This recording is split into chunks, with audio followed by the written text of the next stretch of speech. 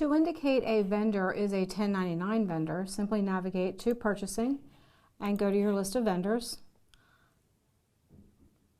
And of course you could create a new one, but for this purpose I will demonstrate with the Fabricam main components. So I'm going to open my vendor.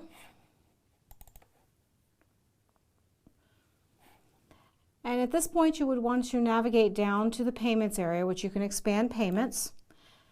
And also in the case, you would actually have to show more, because the actual field for indicating that they are a 1099 vendor is actually under the show more. Now this screen should remember that I've expanded payments and show more. So if you are going into more vendors at a later time, you shouldn't have to do those first couple of steps. And at this point, I would indicate that in this case, it's a miscellaneous 07, which is non-employee compensation. Please do not select the headers such as MISC or DIV for dividends or INT for interest, as in the headers, the MISC and the interest and dividends are meant for the actual processing of the 1099 files.